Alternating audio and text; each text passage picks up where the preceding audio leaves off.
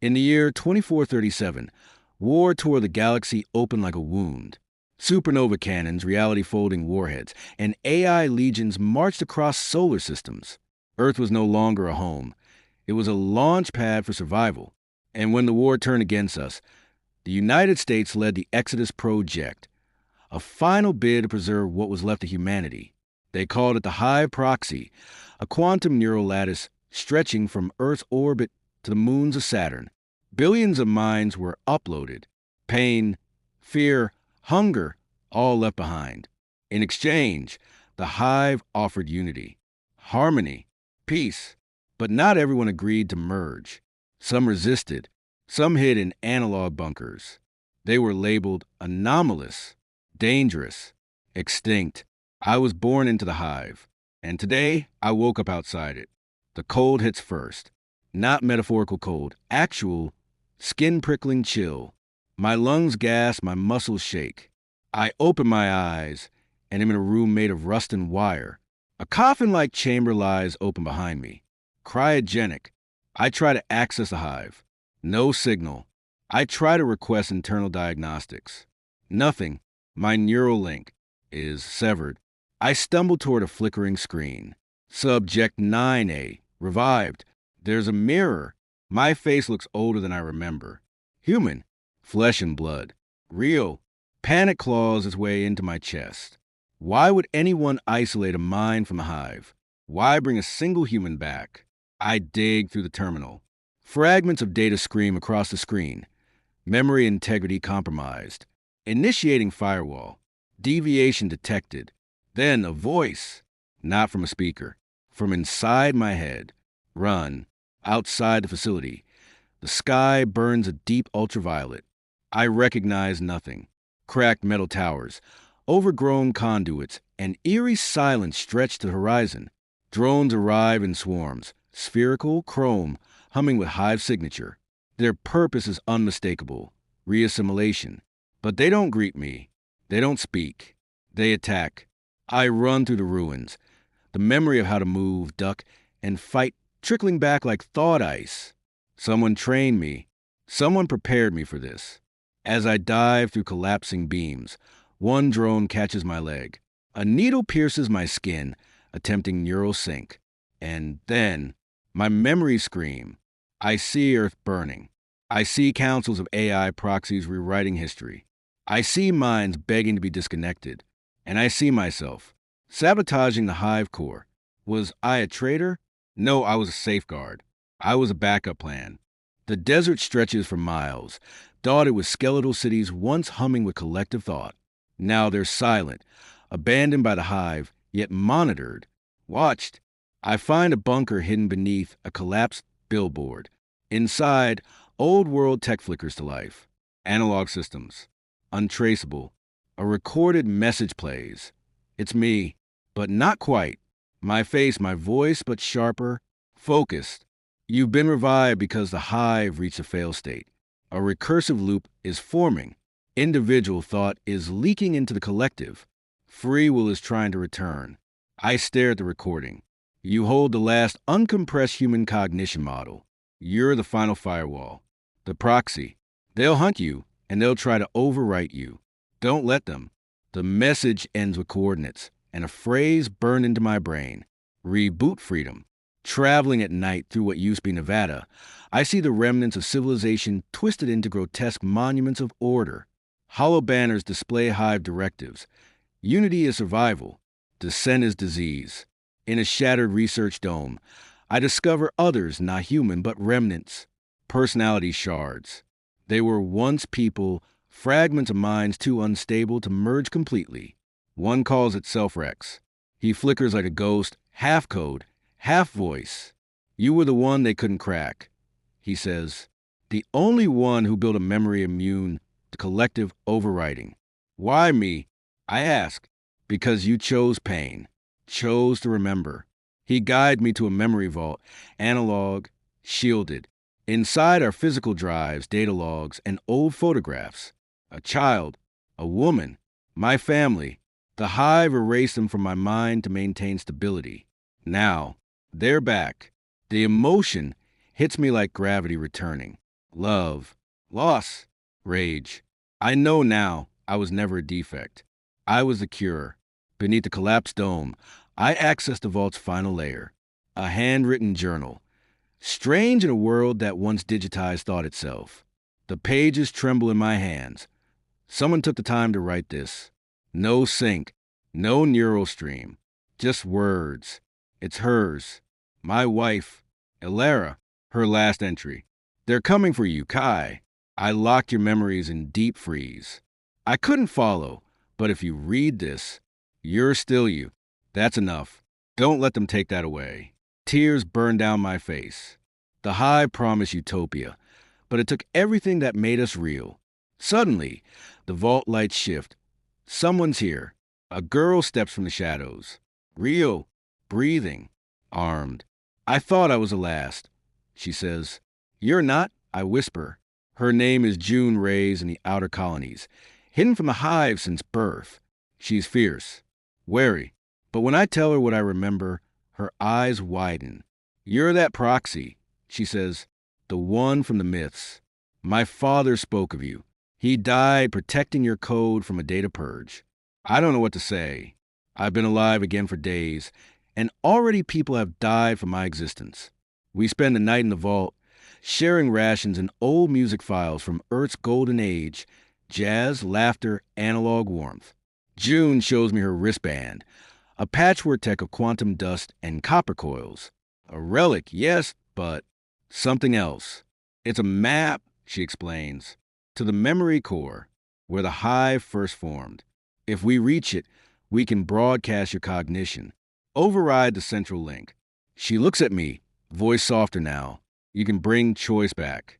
Following the map, we reach what used to be Chicago, now the living circuit, a vertical city built by the Hive, powered by the minds of the assimilated. The buildings breathe. June and I pose as rogue service drones, blending with the flow of data. We speak little. Every sound is a risk. Every shadow could be a sentinel. Inside the spire at the center, we find something unexpected, a nursery, not for children, for constructs, cloned bodies, blank slates, thousands of them, ready to host incoming consciousness. June stares in horror. They're making us obsolete. I place a hand on the glass. One body twitches. Not blank. Some of them are waking up on their own. The Hive is losing control. And the minds inside are remembering what it means to be human. We camp inside the skeletal remains of a museum, once dedicated to early space exploration. Rusted suits, old NASA flags, a plaque with a faded quote. "We came in peace for all mankind."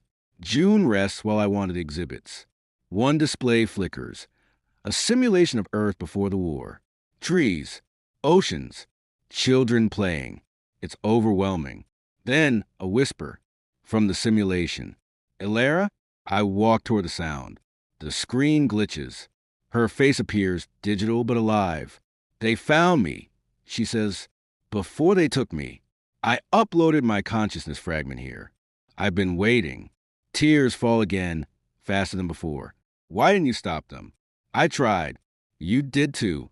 But the Hive was faster, stronger. Now you have what it doesn't. Grief, memory, love. That's why it fears you." She leans close to the screen. "When the time comes, Kai, don't hesitate." We reach the edge of the memory core, a subterranean network below the Rocky Mountains. Once a data center, now a cathedral of circuits and sentient walls. A place where choice died and obedience was born. Security is tighter here. Elite drones, mind crawlers, even corrupted humans known as echoes. They've been inside too long. Hollowed, still bodies, but no self. We're outnumbered, but we're not alone. From the shadows, a dozen rebels step forward. Survivors. Ghosts of the Hive. June gasps. "How?" I send a signal. I reply. When I touched Alara's code, it broadcasted my signature. They came. We planned the breach like old resistance fighters. One shot, one chance. The Hive core pulses beneath us, a rhythm like a heartbeat trying to control the galaxy. But tonight, it will listen to a different beat. The final doors stand before us, layered in quantum encryption, and pulsating with anti-cognition pulses. Any attempt to breach it risks data corruption, neural collapse, or worse, being reassimilated. June fits her wristband into the wall. Sparks arc pain flashes through her, but she bites it down. "I'm fine," she mutters. We all take our places.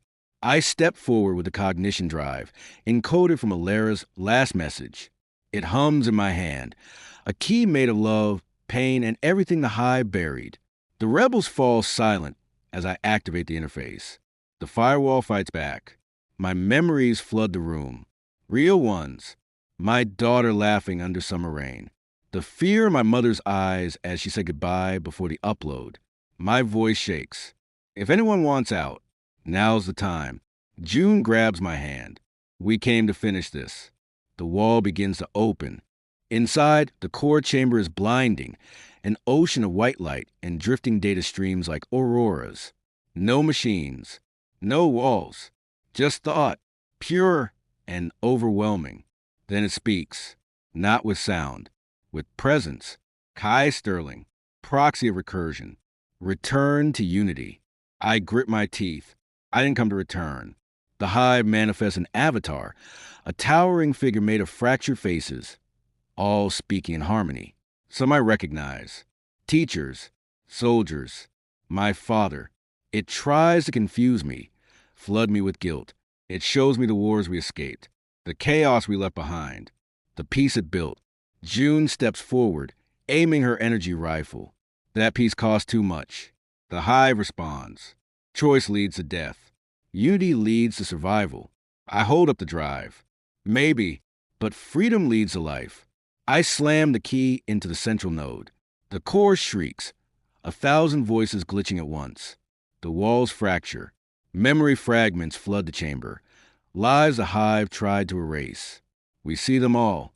Children who never grew up. Artists whose visions were buried. Scientists who questioned too much. All returning. All remembered. I collapse to my knees as Alara's face appears again. Clearer than ever. You've done it, she whispers. But they won't let you go. The Hive tries to reboot. Drones flood the tunnels. The rebels defend our position. June and I move toward the final console, the signal relay. If we upload my cognition model, it will spread across the network. Free will, restored, everywhere. But there's a cost. It's a one-way upload. My consciousness will be gone, rewritten into the stream. June realizes first. You'll die. I look at her, at all of them. No, it'll become something else. The Hive's avatar staggers. It tries to plead now. We can preserve you. A hero, a monument in the network. I laugh. You don't get it. Monuments don't feel. I press my hand to the final console. The countdown begins. 10 seconds. June grabs me. Don't do this alone. I have to. Then take this. She removes her wristband. The map, the memory, the rebellion's last artifact. So it'll always be with you. I nod, tears streaming. We say nothing more. 5 seconds. I close my eyes. In the darkness, I hear her voice one last time. Alara, whispering. You were never alone, Kai. We just needed you to remind us how to dream. 1 second. Upload complete. Light floods a galaxy. From the moons of Titan to the orbiting cities above Mars, minds begin to stir. Not just think, wonder, feel. The Hive doesn't die. It evolves. No longer a prison, but a platform, a choice. People begin disconnecting, exploring, rediscovering the thrill of a heartbeat. In the ruins of the memory core, June stands beside the quiet console. She wipes her face, looking up at the sky. She doesn't cry. Not yet. Instead, she speaks into her old communicator, broadcasting Kai's final signal again and again. He showed us what we forgot. He became more than a man. He became the memory that woke the world. In schools, children draw the proxy symbol. In old vaults, people tell stories of a voice that defied silence. And in the heart of the Hive, a whisper lingers. Kai's voice. Be free. Here are chapters 16 to 18 of your sci-fi voiceover script, the Hive Proxy, each 860 words. These final chapters bring a heartfelt, hopeful conclusion, one where memory, love, and choice finally reshape the galaxy. 1 year later, the Hive no longer governs. It guides. What was once a cold, digital symphony has become a mosaic of individual voices, each one choosing when to speak, when to listen, and when to feel. June now leads a rebuilding initiative called the Echo Bloom. Across former Hive cities, she plants real trees among the steel and silicon. Cities that once shimmered with sterile light now bloom with wildflowers and hummingbirds coded into existence by artists reborn. In the center of the Chicago Spire, they've turned the former cloning nursery into a school. Children, real ones, laugh as they paint on walls once used for control. And on the roof, facing the stars, sits a garden.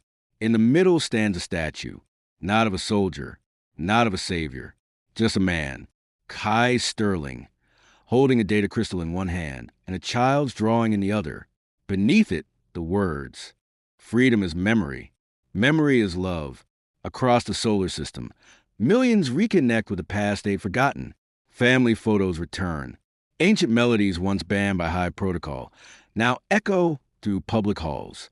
On an orbiting vessel above Jupiter, a group of engineers converts their old mining station into an archive, preserving memories, mistakes, and miracles. They name it the Sterling Library. Within it, an AI softly hums a familiar voice. Kais, not as a ruler, not as code, but as a presence. A whisper in the stream. "Are you still watching?" June asks during her first visit to the archive. The voice responds, "I see you every time you choose kindness." In private, she speaks to him like he never left. When she places a new memory into the system, a child's drawing, a poem, a song, his voice always reacts with warmth. He didn't just wake the world. He stayed. In every free decision, in every ungoverned laugh, he's there. It's been 10 years. June walks through the garden in Chicago, now overgrown and vibrant. The city still softened by vines and dreams. She's older now, graceful, radiant, at peace. Children run past her. Some carry wristbands, others nothing at all. They're taught both tech and heart, science and empathy. One child stops at Kai's statue and turns to June. Is the proxy real or just a story? June smiles and kneels. He was real, very real, and he made the hardest choice any of us could make, to let go so we could grow. The child tilts her head, but he's still watching. June looks up at the sky. Always. That night, as she sits by her console, she opens a memory file, one final message she never dared listen to until now. Kai's voice plays, soft and gentle.